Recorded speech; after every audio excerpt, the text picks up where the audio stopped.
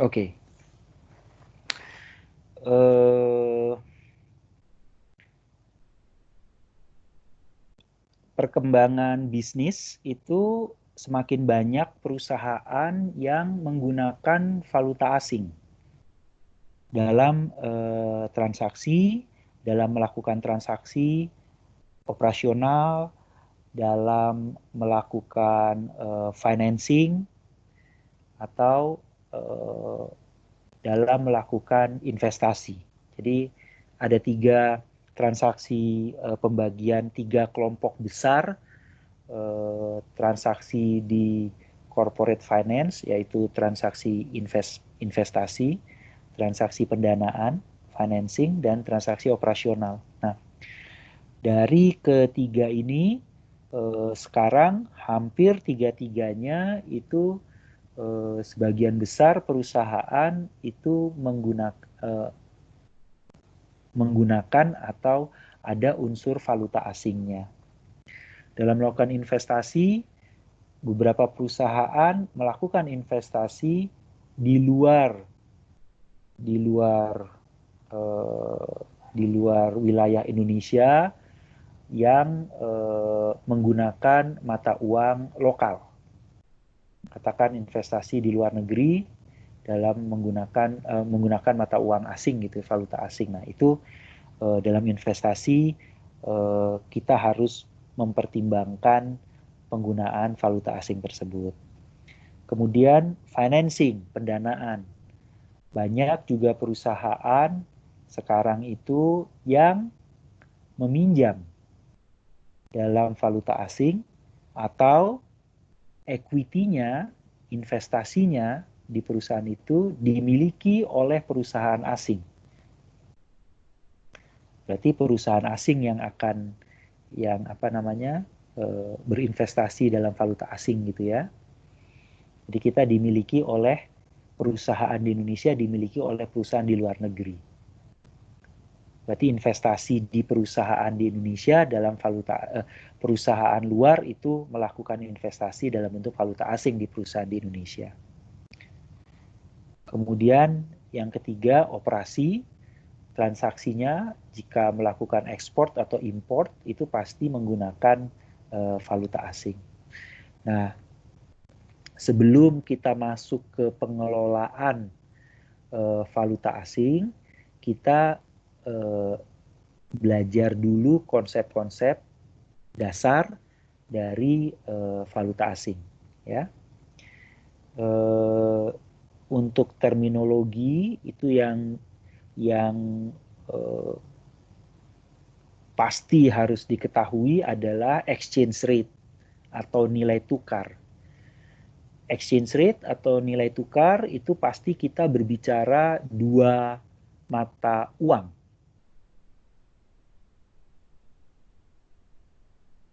Misalkan berapa nilai tukar dolar dan rupiah. Exchange rate selalu konsepnya dua mata uang. Bagaimana kalau lebih dari dua mata uang, Pak? Kalau lebih dari dua mata uang, misalkan 3 atau 4, maka kita tetap menggunakan exchange rate yang menghubungkan satu mata uang dengan mata uang lain, satu-satu berarti. One to one hubungannya. Misalkan kita bicara dolar, rupiah, dan euro. Maka kita exchange rate-nya tetap dolar rupiah, dolar euro, euro rupiah.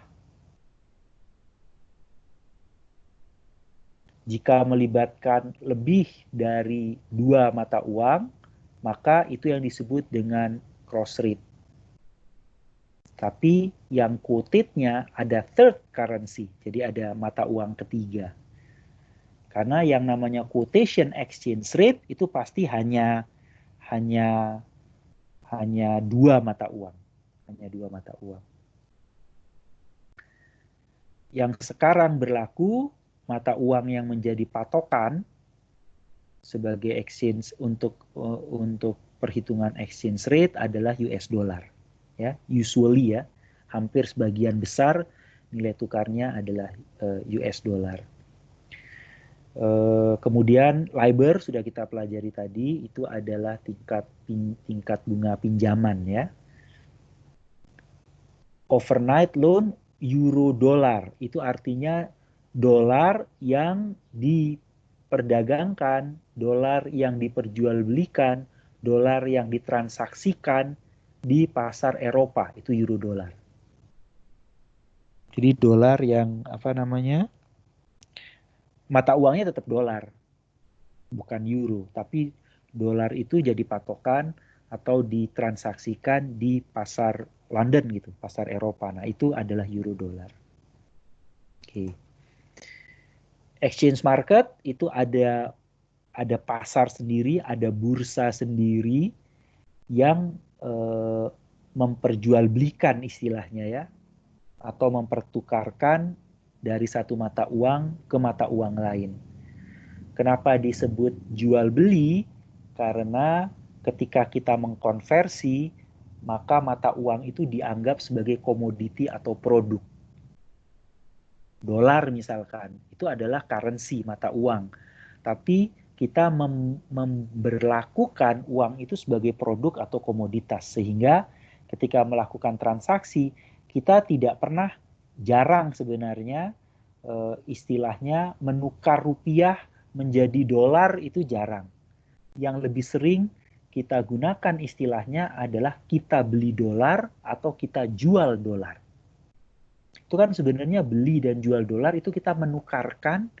Kalau kita jual dolar, kita menukarkan dari dolar menjadi, mengkonversi menjadi mata uang rupiah gitu kan.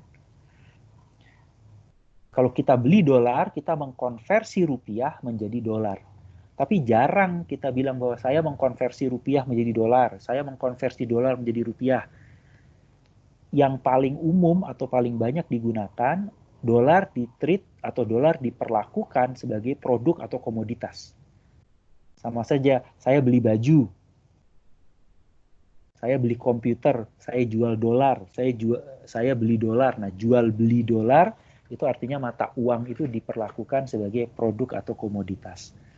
Nah, tempat untuk melakukan transaksi jual beli mata uang itu disebut foreign exchange market. Foreign exchange market tidak sama dengan bursa efek Jakarta atau bursa berjangka. Jadi kalau bursa efek itu memperjualbelikan saham, bursa berjangka itu memperjualbelikan komoditas dan future dari komoditi atau produk-produk derivatif itu di pasar berjangka. Itu bentuk fisiknya ada yang, kalau kalian perhatikan, kalau bursa efek Indonesia kan ada orang yang apa namanya, dealer itu duduk di tengah itu yang sedang melakukan transaksi, kemudian dikelilingi dengan panel-panel elektronik yang menunjukkan perubahan harga dari saham. Demikian juga dengan bursa berjangka. Tapi kalau yang foreign exchange market bentuknya tidak seperti itu. Karena foreign exchange market itu adalah over the counter market. Yang namanya over the counter market itu kedua belah pihak yang melakukan transaksi itu saling bertemu langsung. Jadi kalau saya ingin melakukan transaksi saham, saya tidak bisa langsung melakukan jual beli saham di Bursa Efek Indonesia, nggak bisa. Saya harus menghubungi dealer atau broker saya melalui perusahaan broker atau dealer tertentu yang akan melakukan transaksi di Bursa Efek Indonesia.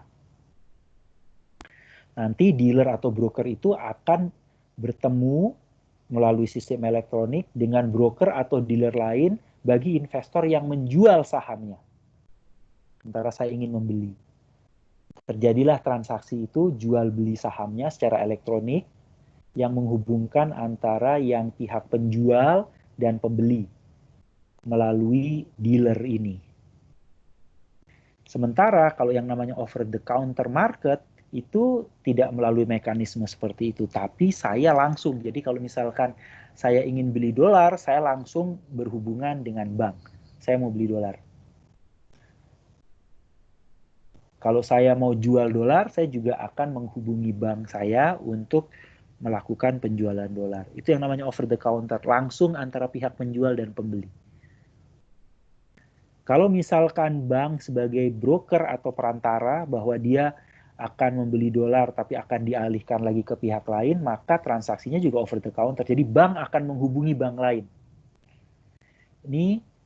Ini ada yang akan menjual dolar 1 juta US dollar gitu.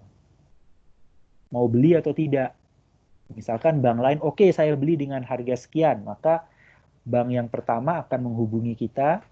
Oke, saya sepakat dengan harga sekian. Begitu dia dapat dolarnya, dia akan transfer lagi ke bank lain. Tapi mekanisme itu adalah mekanisme over the counter, di mana tiap-tiap transaksi pihak penjual dan pembeli langsung melakukan negosiasi, langsung ketemu, langsung sepakat saat itu. Gitu ya.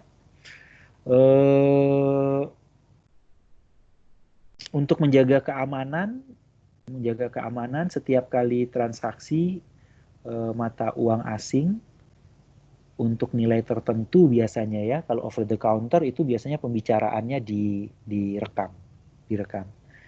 Dan kalau sekarang kan banyak fasilitas bank yang juga untuk membuka rekening valuta asing untuk individu, tidak hanya perusahaan, maka ada aturan yang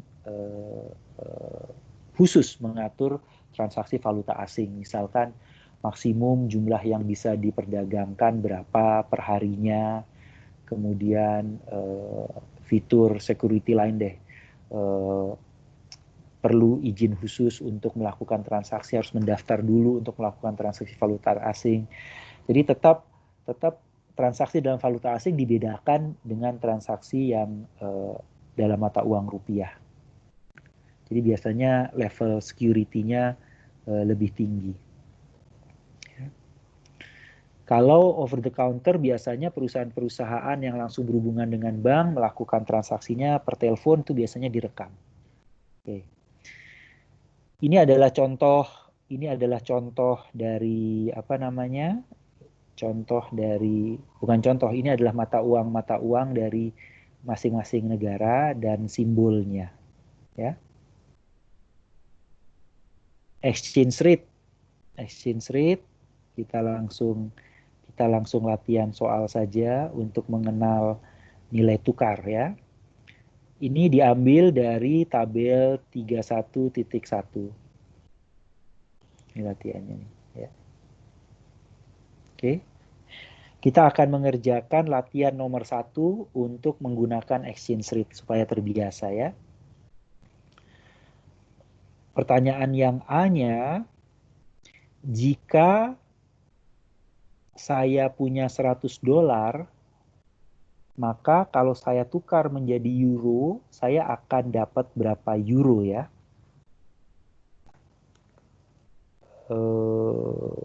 Siva?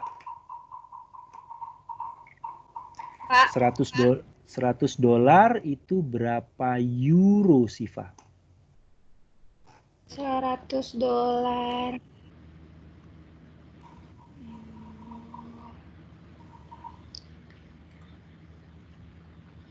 Yang 0,7310 ya, Pak? 0,7310. Kenapa yang 0,7310 ya Siva ya, bukan 1,3679 Siva? Tolong dijelaskan ke teman-temannya. Kalau yang 1,3679 itu kan itu kan tulisannya in US dollar ya, Pak? Ya, berarti artinya itu berapa dolar yang harus diberikan kalau kita mau mendapatkan 1 euro.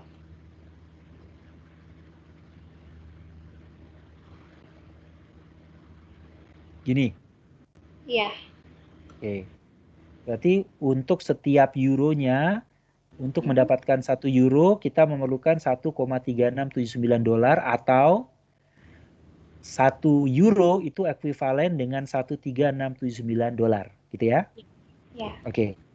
Kemudian kalau 0,7310 berarti per US dollar berarti eh, tiap kita mau mendapatkan 1 US dollar, kita harus memberikan 0,7310 euro.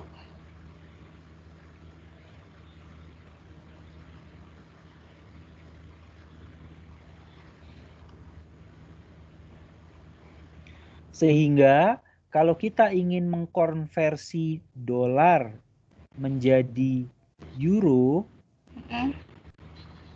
kita pakai kurs yang mana ya?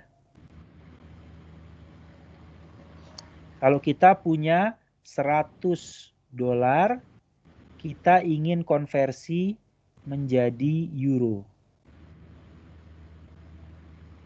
Oke, yang 0,7310 itu, Pak. Kenapa taunya benar yang pakai 0,7310?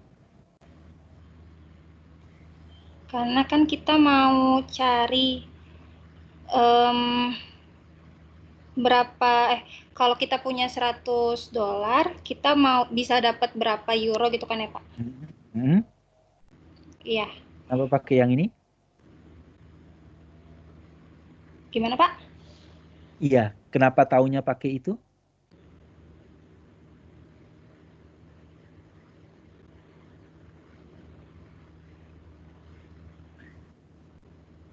Kalau kayak gini mengerti nggak? Iya.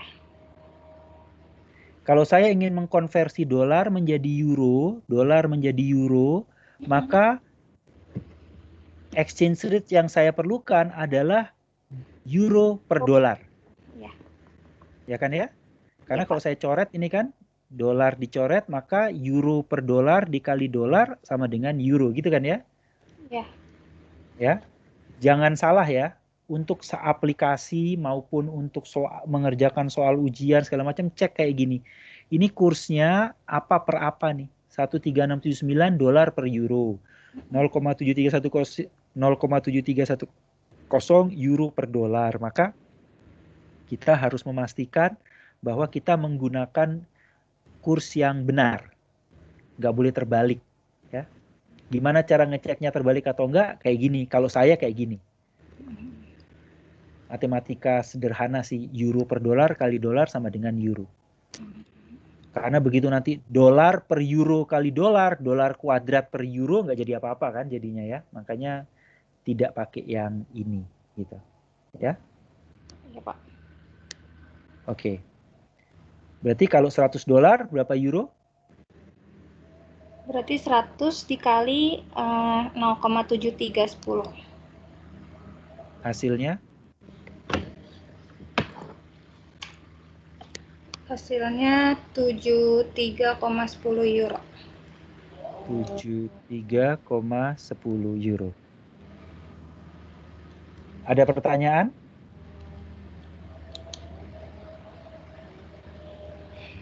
Menjawab juga berarti langsung aja berarti Siva yang B.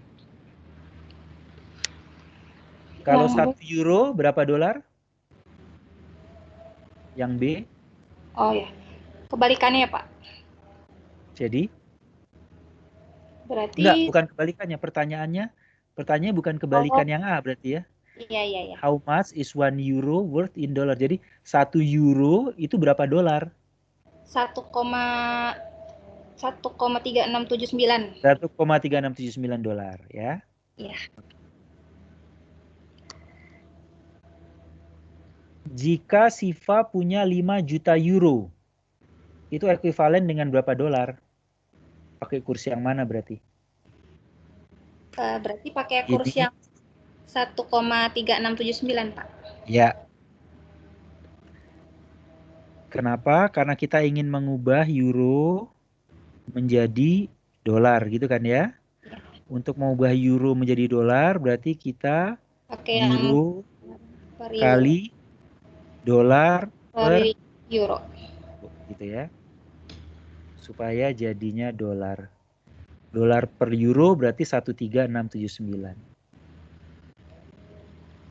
Tinggal dikali 5 juta dikali dengan 1,3679 ya. Ya.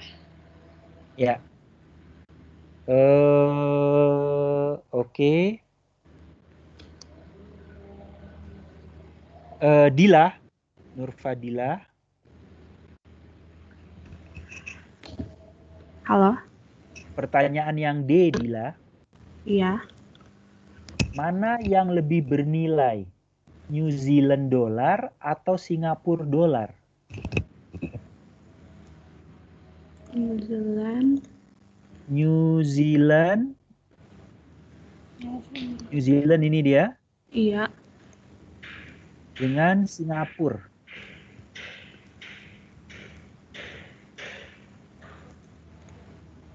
Ini New Zealand.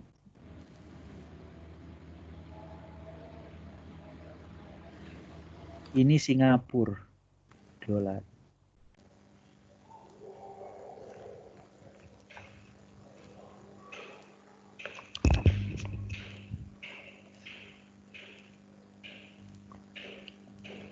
Ini yang per US.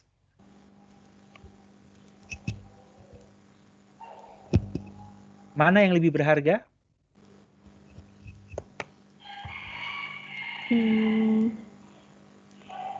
Yang per US yang mana ya, Pak? Yang ini nih. Per US dollar yang kolom kedua, in US dollar kolom yang pertama. Oh iya. Saya kecilin aja ya berarti ya. Ini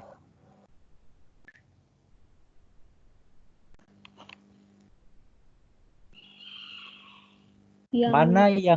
Mana yang lebih berharga? Kita pegang New Zealand atau pegang Singapura dolar? New Zealand. Kenapa New Zealand lebih berharga? Karena New Zealand itu dihargai 0,8228, sedangkan kalau Singapura itu 0,8099. Oke. Jadi karena untuk $1 New Zealand itu kita memerlukan 0,8228 dolar ya. Iya. Jadi kalau produk atau komoditi atau barang New Zealand dollar itu harganya 0,8228 dolar. Sementara Singapura dolar itu harganya 0,8099 dolar. Jadi lebih mahal New Zealand dibanding Singapura. Ya. Terus kalau menggunakan yang per US dollar yang 1,2153 dan 1,2348, gimana ya bacanya ya, Dila ya?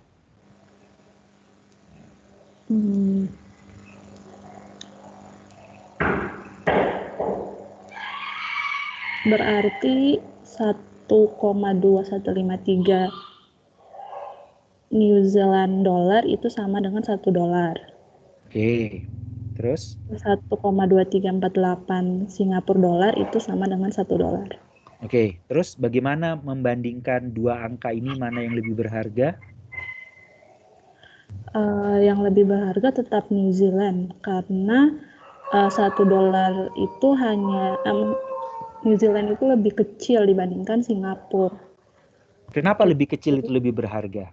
Jadi kita hanya butuh sedikit uang New Zealand untuk mendapatkan $1 dolar. Ya. Yang lain mengerti ya? Kita lebih memerlukan lebih sedikit New Zealand dollar untuk beli $1 dibandingkan dengan kita membeli $1 dengan Singapura dolar.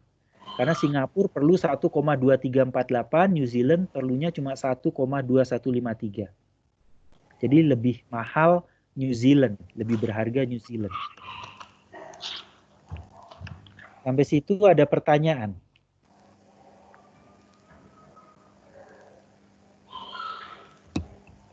Oke.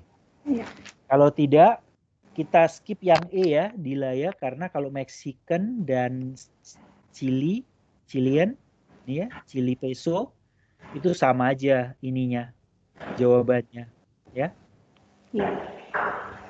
Lebih berharga Chili dibandingkan dengan Chili dibandingkan dengan apa? Meksiko ya? Iya, Meksiko. Berarti lebih berharga Meksiko ya, karena $1 dihargai lebih tinggi gitu ya. Kita untuk membeli $1 Meksiko lebih sedikit uangnya dibanding dengan membeli 1 peso Chili. Itu jawaban yang E, kurang lebih sama dengan cara menjawabnya, bukan lebih, akan sama konsepnya menjawab dengan D. Nah, sekarang untuk yang F, Dila. Iya. Pertanyaannya adalah yang F itu berapa Mexican pesos? Mexican pesos.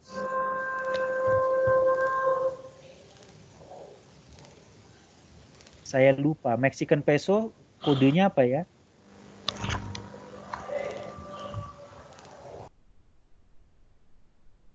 Peso, Mexican peso, PS.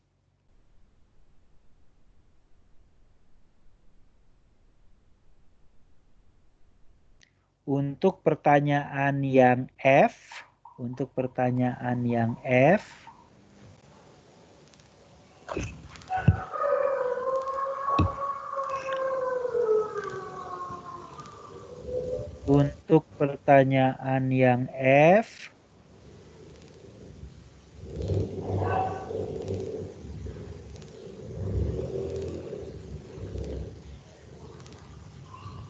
peso per euro berapa?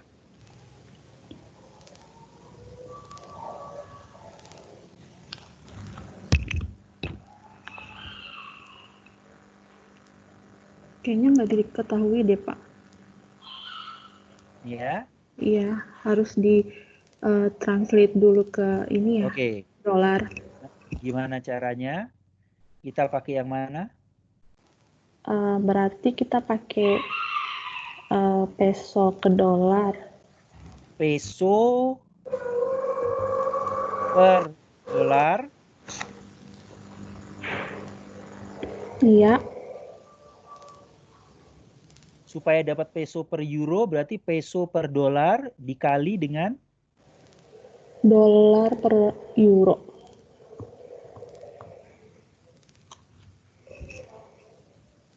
Untuk dapat peso per euro, berarti peso per dolar harus dikali dengan dolar per euro.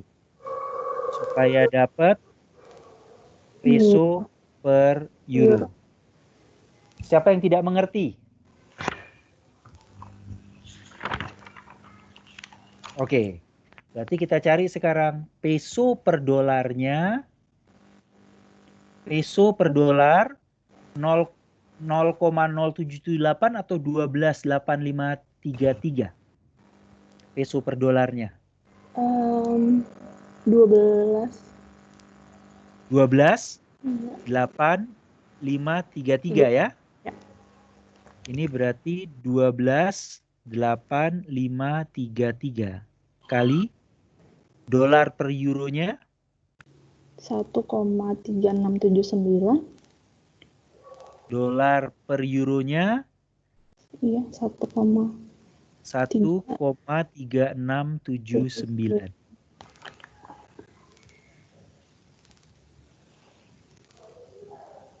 Berapa hasilnya peso per euronya?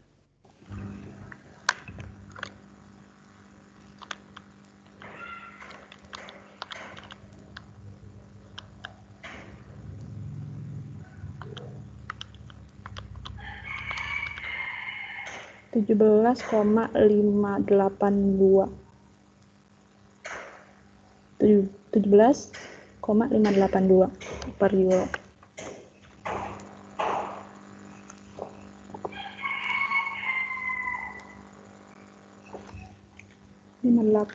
Ya.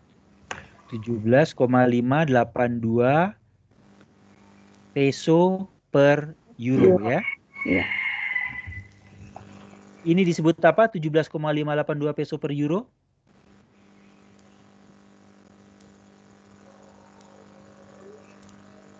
Jadi exchange rate kan ya, tapi exchange rate yang dihitung menggunakan mata uang ketiga dolar kan. Kita nggak bisa dapat langsung peso per euronya, harus melalui dolar.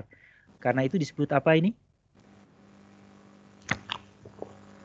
Cross rates itu ya, Pak? Cross rate ya. Iya. Ini yang disebut dengan cross rate. Karena tadi Dila nggak bisa langsung dapat peso per euronya. Harus melalui mata uang ketiga yang namanya dolar. Karena semuanya quotation-nya pasti dalam bentuk dolar ini semuanya. Sehingga harus diubah, harus dicari peso per dolarnya dan dolar per euronya untuk dapat peso per euronya.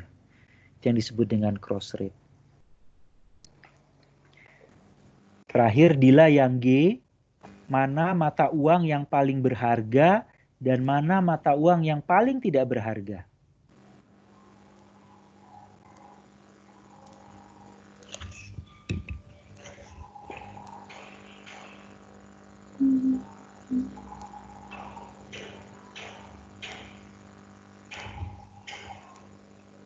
Kalau yang paling berharga berarti yang per dolarnya, ini kan per dolarnya paling tinggi atau yang paling tinggi atau paling rendah?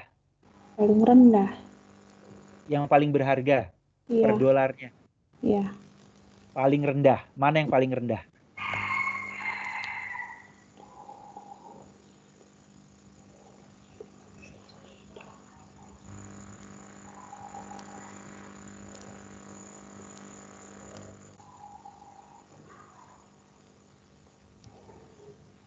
Mana yang paling rendah? Sehingga paling berharga.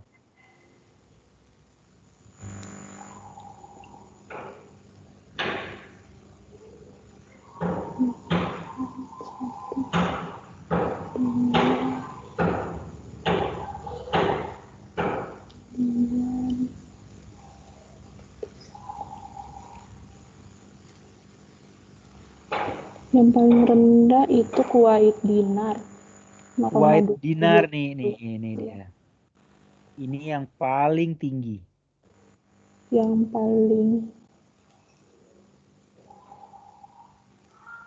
paling rendah? Yang paling rendah itu Vietnam. Vietnam berapa? 21.031. Ini yang paling rendah. Dong. Iya. Per 2011 ya. Per hari ini kita mesti cek dulu ya. Iya. Ya, oke.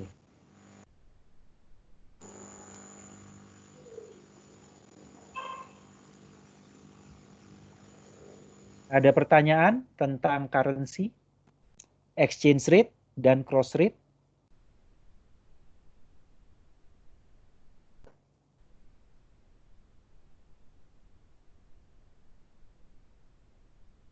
Oke. Kalau tidak, kita break sampai jam 4 untuk sholat ya. Kita kembali lagi nanti jam 4. Baik, Pak.